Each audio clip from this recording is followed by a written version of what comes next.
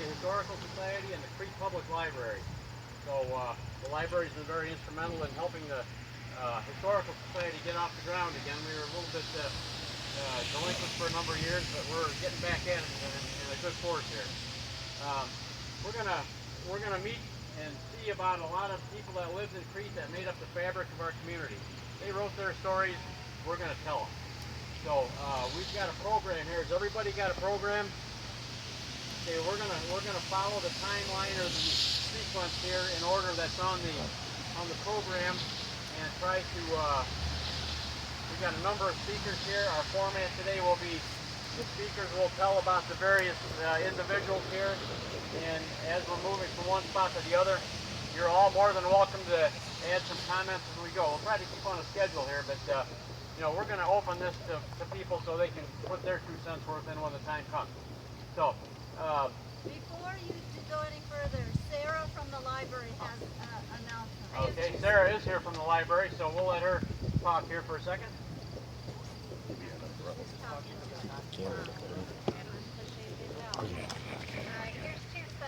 Here's 2 cents from the library. Don't worry about me. I just wanted to let you all know about 2 programs that we have coming up in my city. We're going to have one on DNA tests and how those are used for genealogy. And I have a flyer up here. You don't have to leave my county to grab it later if you're interested.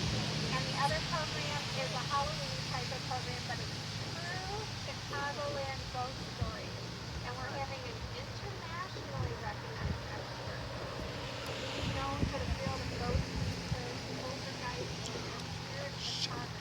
So that should be kind of interesting. So I wanted to let you know about those. So we're out here in the 11:30. Anyways, I'm going to turn this back to the Historical Society, but the library's really happy to be part of this. Thank you, Sarah.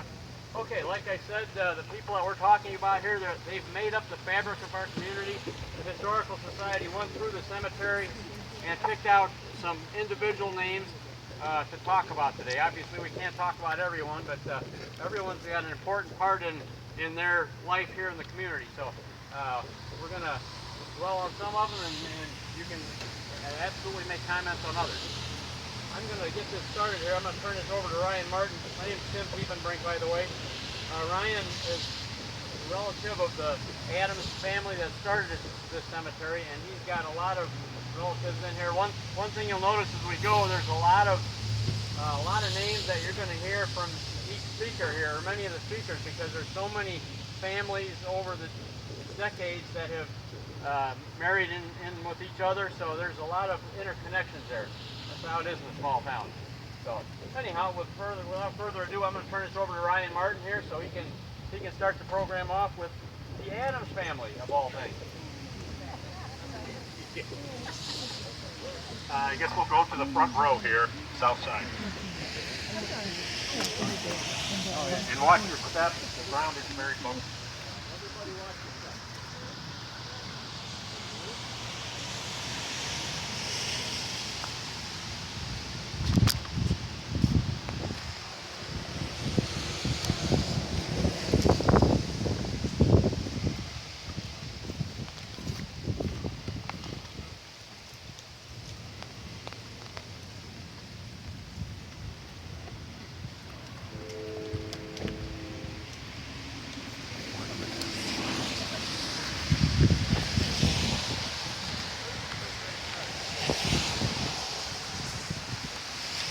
Adams Cemetery was started in 1846 by Lyman Adams. He's buried right there with the grave on top of the obelisk. Yeah, right there. Son of Henry and Katie Adams. Henry right there with the, I call him the Tootsie Roll tombstone. That's a replacement that Ferris Gaines bought. And then Catherine next to him. So Lyman was the son of those two. Setting aside a family burial ground on his farm. Lyman's house stood where actually just to the west of that house that just burned down, Harry Whitaker's house. He owned a large farm. In the very early days, you started out with a huge piece of property, and over the years, you would subdivide it and sell portions of it off, and Nowadays, you have a much smaller lot. Lyman's brother Harvey Adams was the first person to be buried here on December 11, 1848. His stone is the one right next to Catherine's over there, kind of leaning. The original cemetery is the first 6 rows from Lincoln Street and south of the driveway. So, boom, boom. This is a newspaper article from August 18th, 1908, talking about the cemetery. So, recollections of an old-timer. To the Crete citizen, while visiting your beautiful little city last week, I stepped over to the little graveyard to the west on the hillside, which contains the sacred dust of a half-dozen of the most honored families who lived and wrought in your community 60 years ago. While passing through the hallowed spot and reading the inscriptions upon the headstones, I saw the name of the Dodges, the Adams, the Whipples, the Deans, and the Myricks. I paused at the graves of Samuel Whipple and Sarah Bishop Whipple. They were the parents of my own beloved wife, who passed away less than a year ago. I recalled their migration from Burlington, Vermont to Chicago by team 63 years ago, in 1845. The first winter was passed with Mr. A.E. Bishop in Chicago, and the following spring they settled on and commenced to improve what is now known as the Piepenbrink Farm, 1 mile south of Crete on the east side of the highway. You know where that's at? Probably like Smoky Joe's there, Okay. near the cemetery. Yeah. 1 mile south of Crete on the east side of the highway. I recall, as it has been many times related to me, the struggles of this little family, their 2 daughters, Aisha and Sarah, and thought to myself that this was perhaps the history of nearly all the families buried in that little old historic graveyard.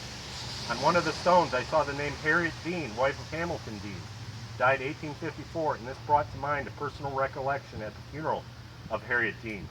Was present a young cadet from the West Point Military Academy, a brother of the deceased, dressed in the beautiful cadet uniform which at that time was used at the United States Military School.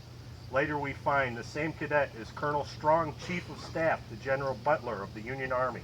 And in 1864 we find him with the gallant General Strong with a separate command at Morris Island, South Carolina, leading his soldiers in a most bloody struggle where he himself fell on the field of battle.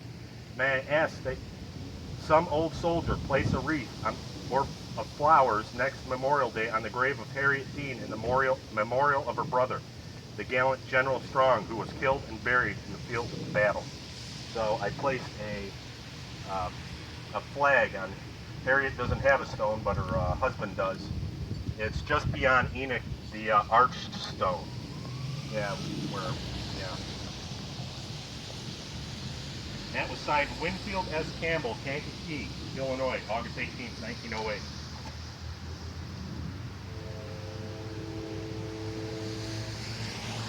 While we're here today, we're going to be visiting all these various graves. We've got family, friends of today's residents.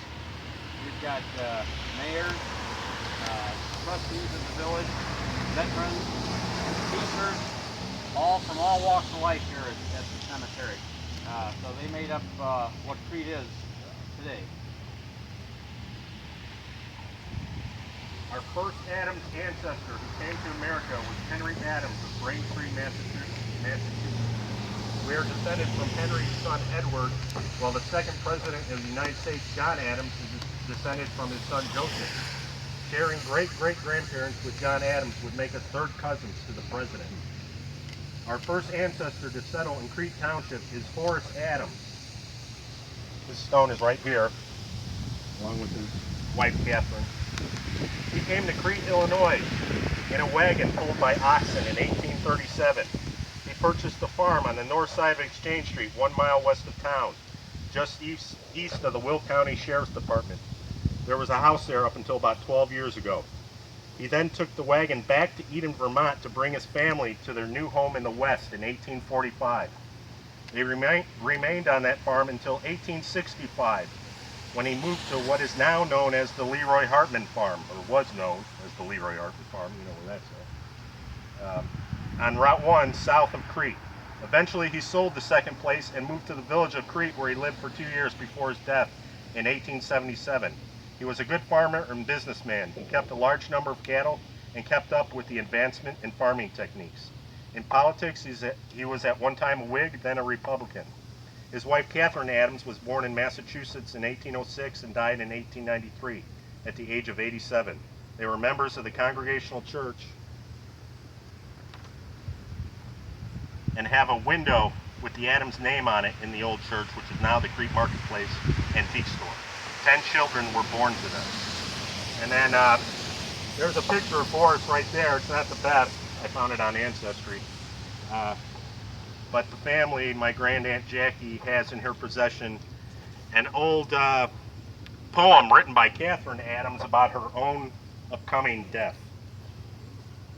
I didn't want to read her. It says, "My sovereign calls, and I must go. Farewell, my children dear. Sweet is the rest to be released from sin and sorrow here. When you stand around my narrow cell and view your solemn doom, don't weep for me, but ready be when death's cold summons comes. When the wild twines over my grave their leaves and dewy tears, may sweet May showers send forth some flowers to calm your dying fears. Sweet is the lily and the rose, but they must fade and die. But virtue grows in sweet repose till it ascends on high.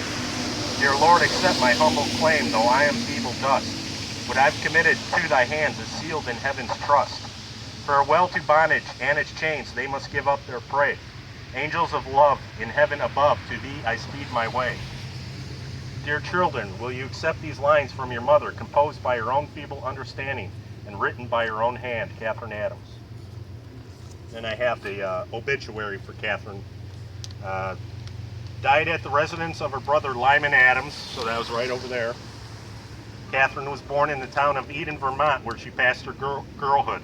She was married in early life to Horace Adams. 10 children were born to them, 7 of whom are living. In 1845, she came with her husband to Crete, where they made an unlimited circle of devoted, warm friends. After her husband's death, which occurred in 1877, Mrs. Adams made her home with her children, all but one of whom resided in and near Crete. She was a consistent Christian woman and a faithful worker in the church until the weight of years and feeble health fell upon her. She was fully prepared for the final summons that called her to rest. The funeral services were held at the Congregational Church Tuesday afternoon. Reverend Healy preaching an appropriate sermon from the text found in Job 17:3, "And there the weary be at rest." I'd like to mention again that Ryan's reading some of these documents here. Some of the people that are buried here were public servants here in Crete, of which the Adams and the Gaines and all the relatives were an important part of.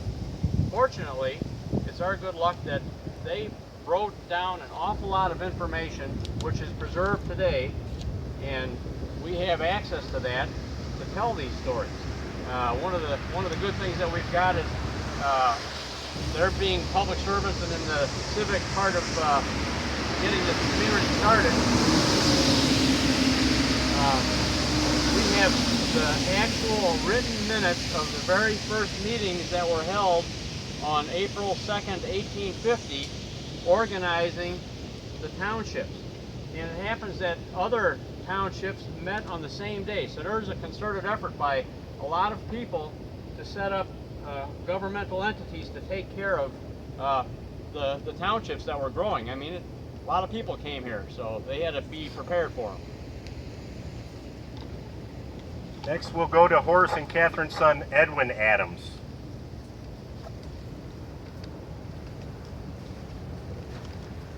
Edwin Adams died in the Civil War. He was a member of the Company F, 9th Minnesota Infantry, enlisted at Rochester, Minnesota, August 23rd, 1862. Taken prisoner at the Battle of Guntown, Mississippi, June 11, 1864. Died of starvation and exposure in a rebel prison pen at Florence, South Carolina, 2 days before the prisoners were exchanged. He's buried in a mass burial grave down in South Carolina. So this is just a monument to him. But it's kind of interesting that the inscription here, the very bottom is illegible, but thank God they wrote this down when they did, probably, I don't know, over 50 years ago. Now you can't even read it. But the last few words says that awful Florence hell. And you can make out hell right there.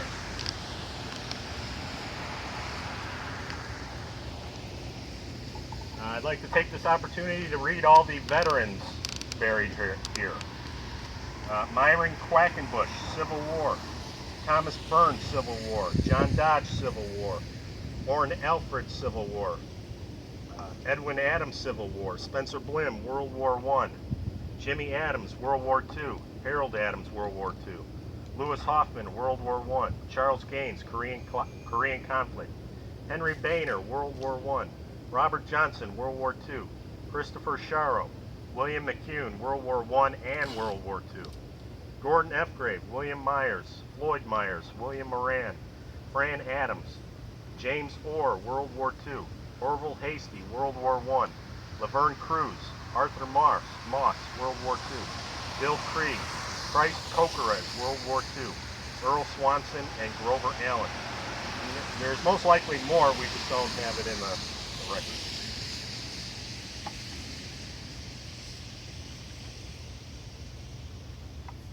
Now we'll go to another sibling of Edwin and daughter of Horace and Catherine, my third great grandma Martha Adams Gaines, which is straight this way.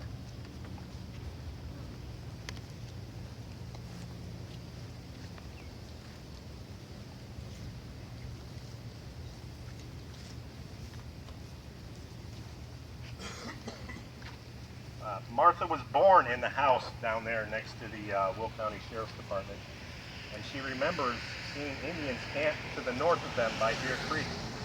The Indians would peek in the window, which scared her. Martha married Horatio Gaines in 1862. Horatio was born in 1842 in Monee Township on the old Gaines homestead where the water tower is on Exchange and University Park. Actually, it's University Parkway. He was a school teacher in his early days west of Crete, most likely at the Thorn Grove School at the corner of University Parkway and Old Monee Road, which is now Monee Steger Road. He bought a farm in Monee Township where the west edge of Skyline Memorial is nowadays on Drawley Road. In 1877, he moved to Crete and bought the Henry Nainer Farm north of Crete on Route 1. Nowadays, Dr. Piscopo has a chiropractic office there, just north of the new Dollar General store, that big white house. He was a farmer and specialized in Hamiltonian horses. He was a founding member of the Union Detective Association of Thornton, Bloom, and Crete, which was a group of men who would catch horse thieves and other felons.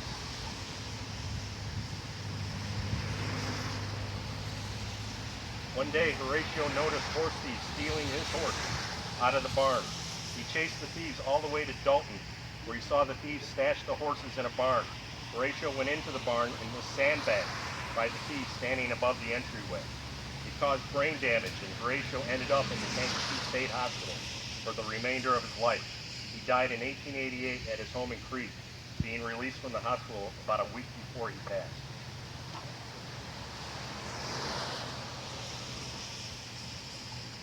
This is Horatio's obituary, December 15th, 1888. Mr. Gaines was born in the town of Monee on May 17, 1842. He was married to Miss Martha Adams of Crete on May 21, 1872, and two children have been born to them, Ferris and Walter, aged 15 and 17 years, all of whom survived him. Mr. Gaines was perhaps as well known as any in this section and was universally loved and respected. In his death, the community loses an upright, public-spirited citizen, his family a loving husband and father, and his friends will cherish his memory as one who ever ready to lend a helping hand in time of need.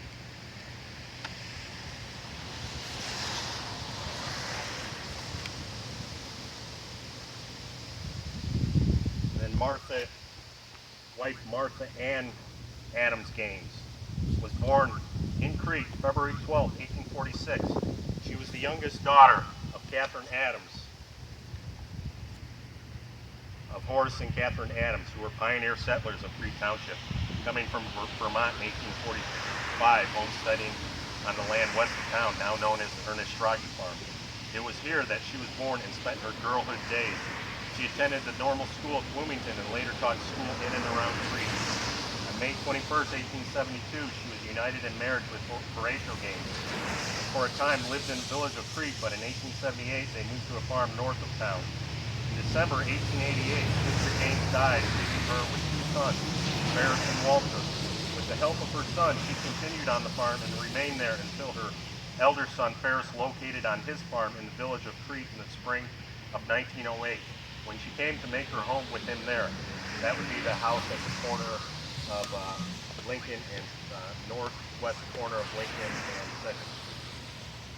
It's still in the family too.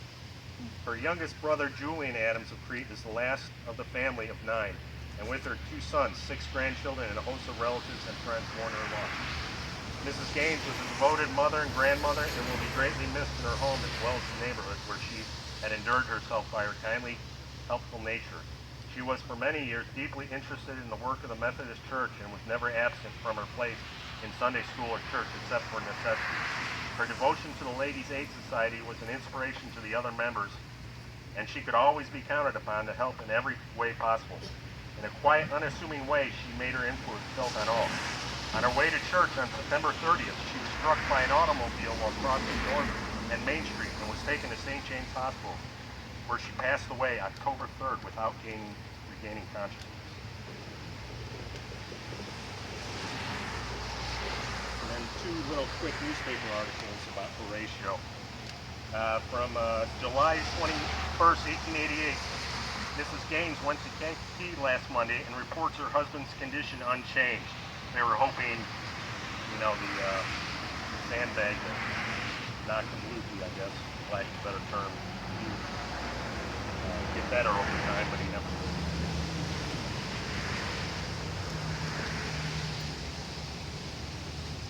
It is due to, this is in another article, December 15th, 1888, it is due to Charles Dalton of the Union Detective Association of Thornton, Bloom, and Crete to say that he came up here last Sabbath on the 2:40 train.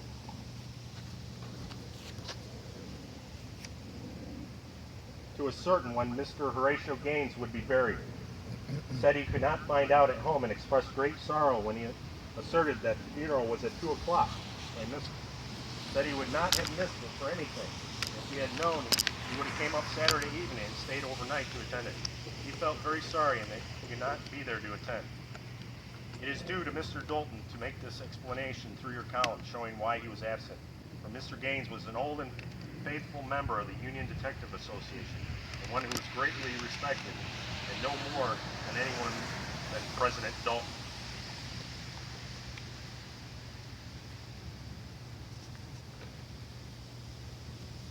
Now we'll go to Horatio and Martha's son Ferris Gaines, which is directly north.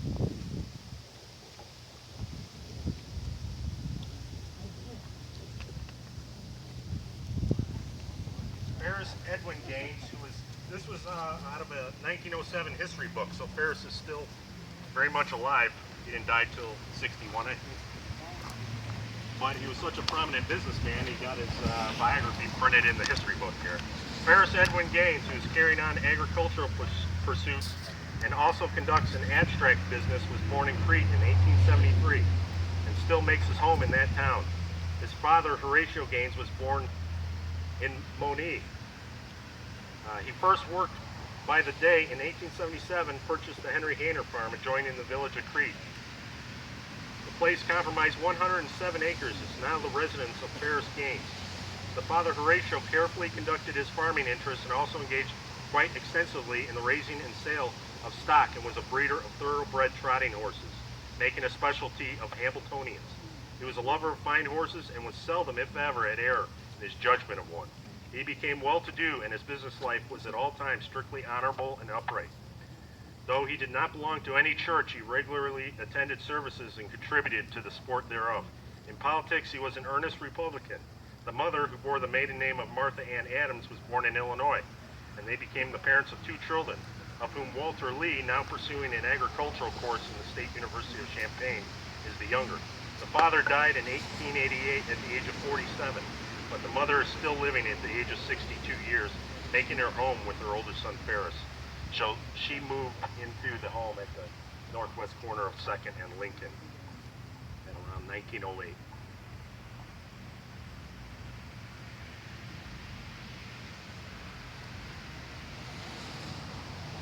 Upon the home farm on which he now lives and which adjoins the village of Crete, Mr. Ferris Gaines was reared and still continues in the occupation of farming, which he became familiar after practical experience in his boyhood days. In the management of the property, he displays good discernment and unfaltering energy, and the farm is bringing to him goodly returns and bounteous harvests. And he has a knowledge of abstracting titles of estates, having served for 1 year in the O'Connor Abstract Office in Joliet. He makes a business of making abstracts of titles and also does an insurance business in general conveyancing. He is likewise a notary public and places many loans, his efforts thus extending into the abstract loan and insurance business as well as engaged in agricultural lines. On June 20th, 1906, Mr. Gaines was married to Lily Dell Cook, who was born in Kankakee County, July 1880, daughter of Thomas and Margaret Cook, the former native of Ohio and the latter of New York. Her father and mother came to their respective parents to Illinois. The Cook family established their home in Crete while the mother's people settled in Plainfield. Mrs. Gaines is a member of the Methodist Church and was a school teacher before marriage. Mr. Gaines is a Republican and in 1906 was elected township clerk. He is a young man possessing a spirit of enterprise and laudable ambition which prompts him to greater success and larger achievements. So Ferris being having to write up abstract titles, you had to know your genealogy to prove, if the family who would own a piece of property. So he was really into genealogy, and it just so happens that my Grandaunt Jackie lives in his old house, and virtually the office is unchanged from when Ferris had it. So in it, if you just go through all the paperwork, there is a wealth of information. I learned how Crete was really named from a letter that Mary Cooper sent to him. I learned where Menoris and Dorothy Beebe built their first log cabin over in Beebe's Grove. Numerous things. Just it's amazing that they didn't throw anything away. And Ferris's obituary. Funeral services were held Thursday for Ferris Gaines, 87, of 1262 Lincoln, Crete, who died Monday night at St. James Hospital. Services will be held 2 p.m. at Crete Methodist Church by the Reverend Tobert Anderson. Burial will be at Adams Cemetery. The body will lie in state until noon Thursday. Mr. Gaines, who had lived in the area all his life, was a member of the Methodist Church. Survivors are 2 daughters, Hazel and Gladys, 2 sons, Ed and Charles, 5 grandchildren, 13 great-grandchildren. Mr. Gaines was preceded in death by his wife, Lily Dell, and a brother, Walter, in 1950. And on the same page is an ad for Wood Hill, which I think was the first subdivision over in University Park.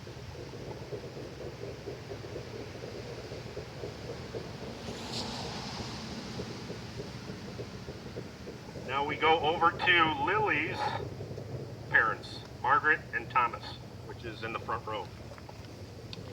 Yeah. Okay. Yeah, if you want to stand on the driveway, there's a little better footing than the grass. It's very uneven, so please watch your step. If you go down and up and all 2 steps. So when I first started getting into genealogy, I wondered where my 3rd great-grandfather, Thomas Cook, was. You got the wife here, Margaret Cook, and Thomas's parents. So where's Thomas? Well, I learned Thomas left his family. I'll read this article. December 21st, 1893. The family of Thomas Cook are greatly alarmed for his safety. He left home about 8 weeks ago with the avowed intention of going to Missouri to purchase land. He had a large sum of money with him, having just sold his farm here. Nothing has been heard of him since his departure, and it has been asserted that he did not go to Missouri. His friends fear that he has met with foul play.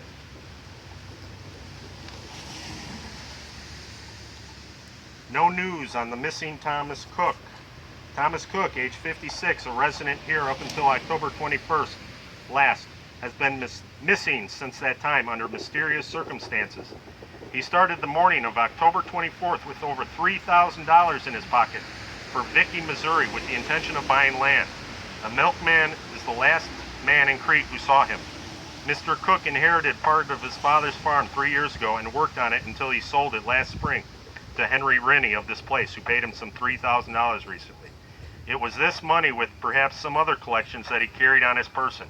He was a gray-eyed man, 5 feet 10 inches in height, weighing 160, active and strong, and wore a full beard. Besides the money, he carried a package of Salvation Army tracts, which he proposed to distribute. Incidentally, through the main purpose of his journey was to buy a home for his family, a wife and 6 children.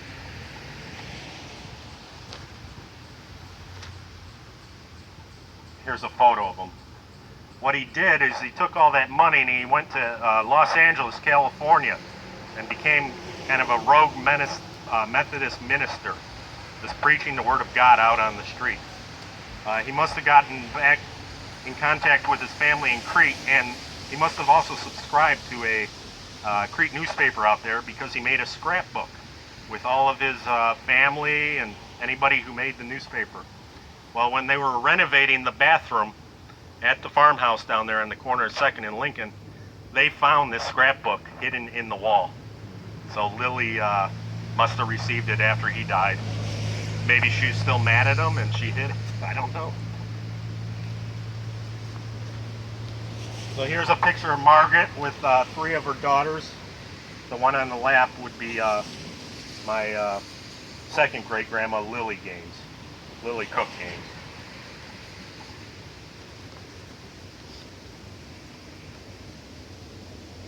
Then finally we'll go to Thomas Cook's mother and father, William and Elizabeth.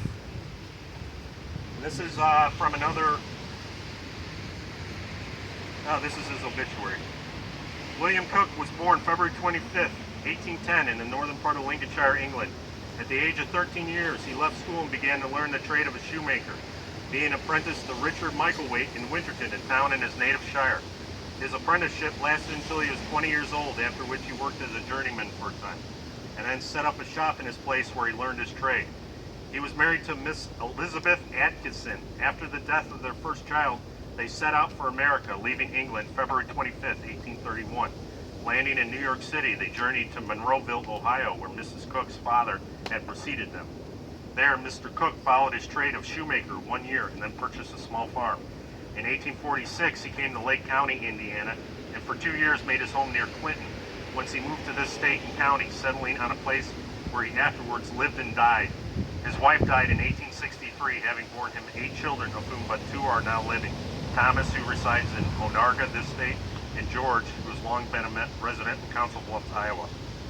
Mr. Cook afterwards married Mrs. Mary Mitchell Hoskins, this stone right here, who was a native of England when she came to America when a young woman. By her former marriage, she had 1 son, Frank. Her marriage with Mr. Cook, she had 1 daughter, Julie A. Coon. Now Mrs. George Coon. Now young womanhood, Mrs. Cook died December 12, 1878. Mr. Cook had accumulated a fair share of his world's good and was able to spend his declining years in ease and comfort. Although 80 years of age, Mr. Cook was quite smart up to the short time before his death, his activity only being somewhat lessened by the lameness which resulted from a fall he received some 6 years since. Politically, he was a Democrat and religiously a Methodist. His intelligence, uprightness, and long years of usefulness in industry were recognized by his acquaintances, who accorded him due measure of respect.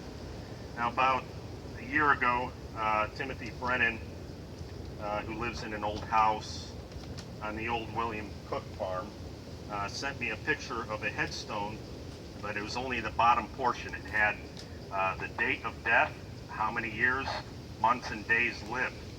So he said, here's a mystery for you to solve. I went to find a grave. I knew he lived on what used to be the William Cook farm. I just typed in, I went to the Adams Cemetery, typed in Cook, and started looking for people with that death date. Lo and behold, it was my 4th great-grandma's headstone. I brought it today. It's sitting here for the first time, easily over 100 years. What this would have been would have been the original headstone. It must have cracked in half. So they got a replacement headstone, brought this stone back to the family farm, and may have used it for something. where Timothy Brennan discovered it, and very graciously gave it to me. So what I'm going to do is just bury it up over the body right here. Maybe put a note in the records so there's no confusion. You can all see that Ryan's quite a detective here. Are we You know, supposed talk- to clap? Sure, you can give him a round of applause. Thank you, Ryan. Yay! Ryan does a tremendous amount with genealogy and the Historical Society. He looks at everything, and he's found things that I don't know how he finds them, but he really does a good job. Well, the township minutes. Township minutes, he's got them, so that's That half was the from half the Ferris trouble. Gaines. They may have been throwing them away, who knows, but they ended up in Ferris Gaines' house. And I mean, you're talking about first-hand records, primary source, I guess they call them. And you read that, you can, the history of Crete's all in there. It's great. Everything's laid out. Yeah. Ryan has a passion about cemeteries as well. If you look at some of these stones here, they absolutely glow. He comes in here and cleans these stones off with something that he sprays on there, and he gets rid of some of the dirt and grime that's on there. And he not only does this cemetery, he does a couple other cemeteries in town. He has a passion for preserving these cemeteries. So you see some of the stones that maybe have been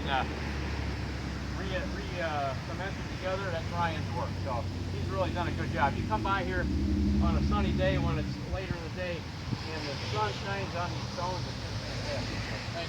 Thank you for doing that, Ryan. It's called wet forgiveness. You never want to take a truck off Surface, and over time you won't be able to read it. I need to hit it again because you can see the grain there. Okay, we're going to go on to our next person of information and interest. Bob Bruns is going to take care of talking about Dr. Blim over here. He's right here near the gate.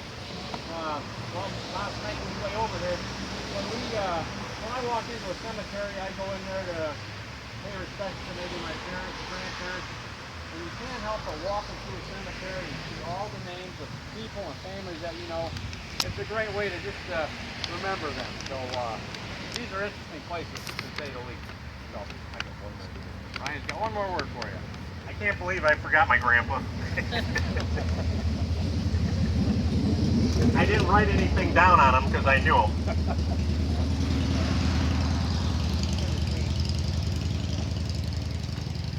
This is my grandpa, Charlie Gaines. He had Gaines Electric, later became Dixie Electric.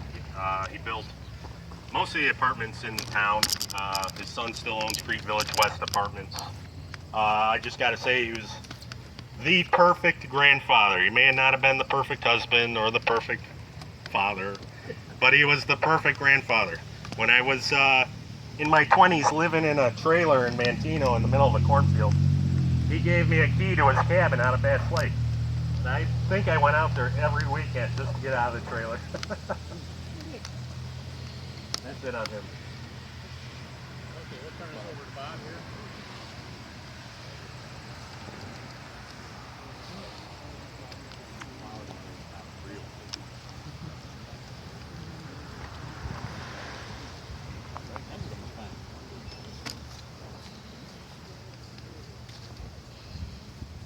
For the people I'm going to talk about, I have additional information that I'm going to find, a black binder that'll be under this cat up there. If anybody's interested, there's some more family history, pictures, and stuff off of Ancestry about each one, including the Allen family. But the ones I picked, most of them have a connection with the railroad at Faithorn, because it's my personal taste. And I picked Spencer Blim because I feel I have a close connection with him. He delivered me. So this is great. There's Spencer Phelps Blim. His grandmother on his mother's side, her last name was Phelps, so they gave him the middle name Phelps through that family connection. He was born in Crete at the family home here on North Avenue.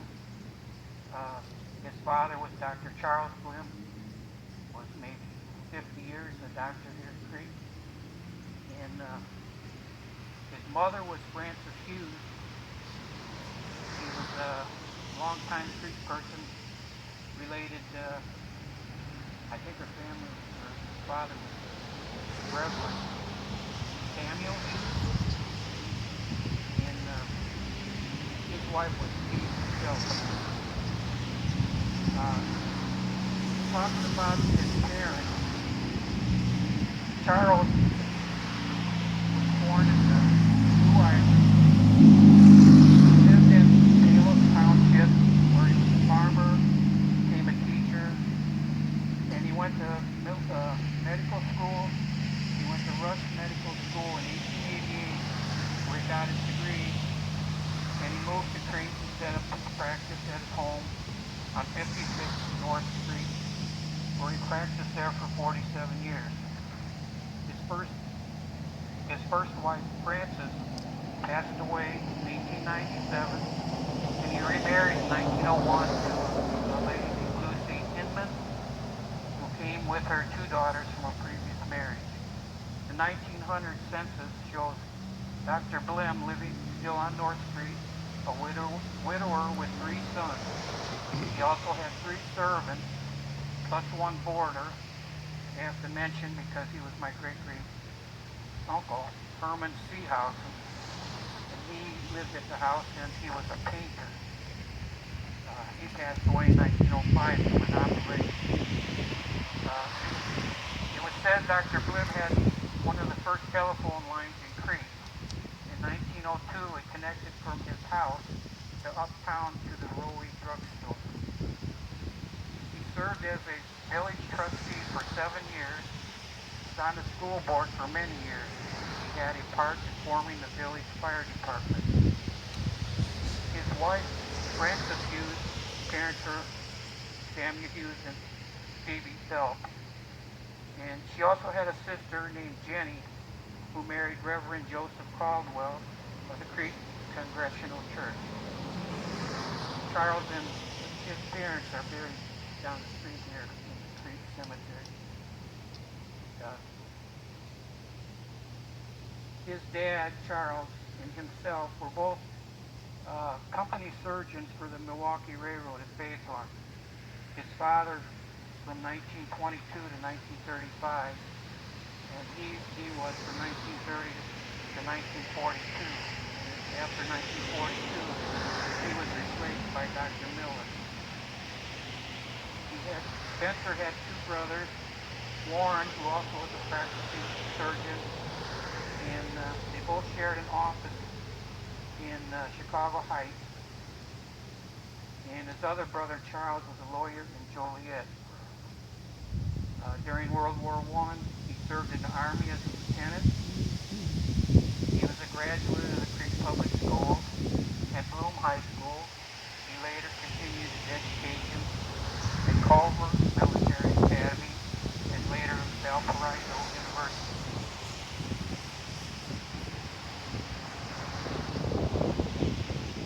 He went to medical school at Henriton Hospital on North LaSalle Street, Chicago in 1917, where he graduated and served his internship at Grant Hospital in Chicago.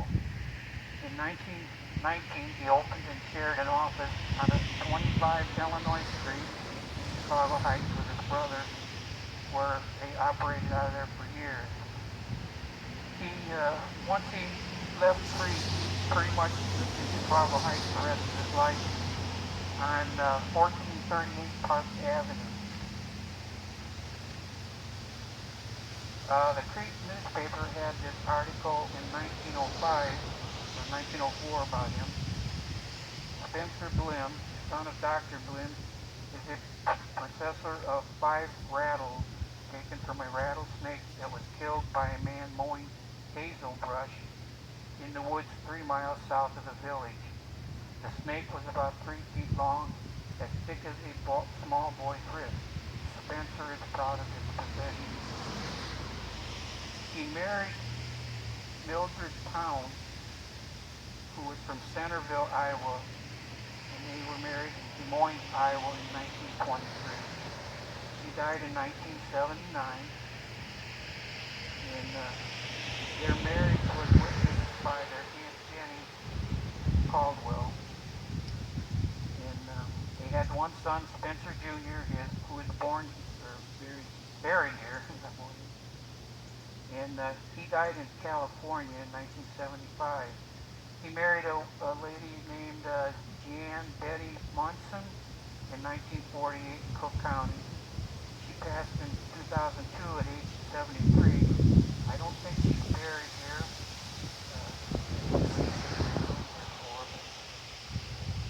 They had one son, Spencer III, who was born in 1950 and last lived in Van Nuys, California.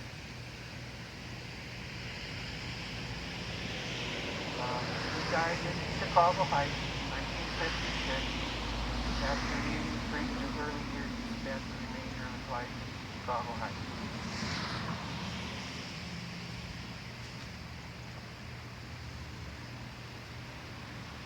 Okay, our next topic is the stone right over here, Quackenbush. We'll take a walk up there. While you're walking over there, you might notice some of the stones have stars on them, white stars. Those designate men that were veterans or women. I'm not sure how many women are veterans are buried here, but that's what that designates. Also wanted to mention that last year about this time we had a cemetery walk over at the Crete Cemetery, just block over there. It was about 25 or 30 degrees colder than it is today. It was a cold day. I don't know how many of you were there for that, but it was a good day. Anyhow, I'll be talking about Myron and Helen Quackenbush here. I don't know what he would prefer to have his epitaph written if he had it on here. He was a Christian man. He was a Civil War veteran. He made the first car that was in Crete. He was a machinist. His house and business was located where the Finishing Touch Florist is, right here by Lumber Street and Exchange, right by the railroad. He was a machinist and mechanic type of a guy. There's some aerial photographs taken probably from a grain elevator or something by where the lumber yard is, and you can see his house. There's a couple big old steam engines out there that he used either to fix for people or used for power for his shop there. This piece that's in front here, I brought that along just recently, well, maybe a year ago. I got a wooden pattern from the Kester family. A pattern is used to make a cavity in sand where they pour molten metal in to make a casting. This is cast aluminum here, and it says right on the casting there, M.E.Q., Myron E. Quackenbush, Crete, Illinois. So that's kind of an interesting piece there. And he might have made it out of cast iron or something. I made it out of aluminum, so it was light enough for me to pick up just now. But what I did here, I had this casting made, and when the casting comes from the foundry, then Mr. Quackenbush would put it in one of his machines and finish the casting to the certain size he wanted. This here's been faced off. We got a whole board in there just to, for an example of if they fit that on an axle or something. I don't know if this is a pulley or a gear or a flywheel of some sort. I'm not sure what it was, but I thought that would be an interesting thing to talk about because he used all the contrivances of the day to make machinery, and he built his own car. I've got some pictures in a plastic bag over there of him sitting in his car, so we can take a look at that a little bit later. But overall, Myron Quackenbush was an outstanding citizen. They never had any kids, but I think the Sunday school at the Methodist Church was kind of one of his things that he really enjoyed doing. So anyhow, that's all I've got for Myron Quackenbush and Helen. There's a picture of Myron and Helen over here also. Maybe when we walk past the tent, you can take a look over there. I'll maybe go and open that up real quick. Okay, the next family we got, oh, Melody's ready here. He's going to be talking about the Dodge family.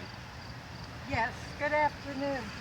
I'm going to give you a little bit of the history of Crete before I talk about the Dodges. Oh, I'm getting good feedback. You can't hear me? You can? Okay. Have you ever wondered what would make a man pick up roots and bring his whole family miles and miles away to an unseen area? And as strange as that might sound today, think back to a time when there was no paved roads, there were no rest areas, and there were no historical markers along the way. In the early part of the 1800s, the area we call Illinois today was actually part of the Indiana Territory. The Indiana Territory had been formed out of the Northwest Territory by a treaty between the U.S. and France in 1787. It's called the Northwest Ordinance. It would later be divided up into the states of Indiana, Illinois, Wisconsin, part of Michigan, and part of Minnesota. In our immediate area of Crete in the early 1800s, Indians and white settlers lived together pretty well harmonious. The Potawatomi and the Illinois tribes were native to this area.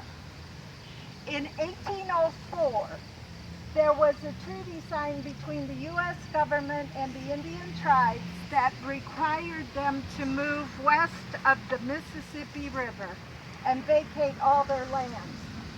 They did not enforce this because the white settlers and the Indians seemed to get along pretty harmoniously.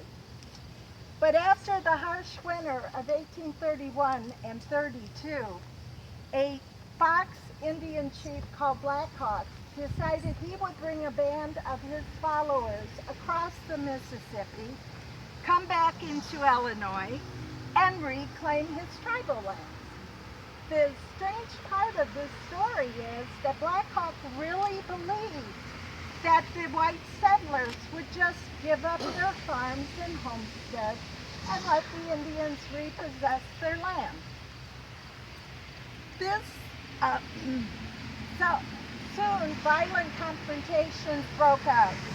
In May 1832, the state government, remember Illinois was a state in December 3rd, 1818. We just celebrated 200 years. And the U.S. government regulars went out towards the Galena area to confront Black Hawk. Now, as wars go, this was a relatively short war, but it brought to national, it gave us some of the persons who will, for the next 20 years, kind of populate the American newspaper headlines. People like Abraham Lincoln, Winfield Scott, Zachary Taylor, and Jess Davis signed up to fight the Indians. The end result of the Black Hawk War is that the terms of the Treaty of 1804 were enforced. And so the U.S. government purchased the Indians' land and had the tribes removed to west of the Mississippi River. This removal was so complete that the state of Illinois has never had, nor does it have today, any Indian reservations. The government purchased land, if you consider $20,000 enough payment for all the Illinois Indian land, and promptly proceeded to offer it up to white settlers to relocate to Illinois. This is the Illinois that Enoch, the arched headstone here, like a gateway headstone, that Enoch and Susan brought their children. Now, this was the year 1837. He purchased a tract of land, 160 acres, at $1.75 an acre, just a mile west of the main intersection here in town. I did the math. He got a farm of 160 acres for $280. We only wish, right? But the land bill was so poorly written that people started buying up the tracts of land, and speculators came in and parceled it and then quickly resold it. But that was not Enoch's idea. He brought his kids over a journey that today in an airplane would probably take you no more than 2 hours. If you're driving a vehicle, it would probably take you no more than a day. But for them, it took 2 months over roads that were non-existent. And so they suffered all the hardships that the early pioneers had to. Enoch was born in December 1795 in Eden, Vermont. His wife Suzanne was born in January 1802. They bought the land, they came here, they built a cabin, and they homesteaded it until the time of his death. Now the Dodge family in Crete can trace their roots back to William Dodge, who came over from England in 1629 and settled in the Massachusetts area. And William's family can be traced back to Peter Dodge of England, who in April 1298 was rewarded with the peerage. One of those. He became an aristocrat because of his loyalty to King Edward I. In the 1922 history of Crete, his granddaughter, Mabel, who is buried right over here on the other side of John Dodge's and Martha Dodge's tombstone, stated that 5 of Enoch's 10 children had made their home in Crete. Frederick also farmed, and in 1922 Mabel wrote that he had homesteaded the C.A. Clemmy farm that was currently occupied by the Clemmys. Is right there. Right there? Right to the Right east there. of the bank. Very good. Ryan knows everything. The, the family homestead, however, did not pass to Frederick because Frederick passed away the same year his father did, in 1873. Instead, the family homestead passed to John Dodge, who was one of the younger sons. Now, John had left the area and moved to Minnesota. And when the Civil War broke out, he volunteered. If you notice on his tombstone, it tells you he was with the Minnesota Volunteers. He served for 4 years and was mustered out at the end of the war at the rank of first lieutenant. It was the same infantry as Edwin in Minnesota. Ninth Edwin Adams. Okay, Yeah. They served together. Okay, and John brought his wife, Martha, who was a Wilder, a local girl from Crete, and they settled with their family on the homestead that was Enoch's and stayed there for the next 36 years. Now, John died in May of 1918, exactly a week after his wife Martha had passed away.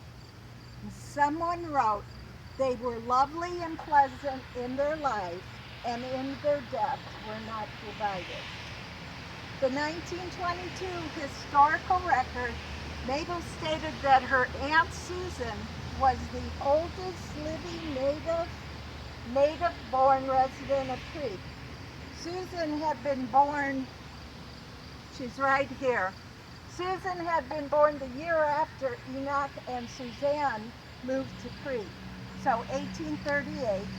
She passed in 1931 at the advanced age of 92. Mabel is buried, as I said, next to her father and mother. Mabel never married, but she never married. She died suddenly at her home in February 1948. In several local obituaries, I have them on the table if you want to read them later. The Dodges are always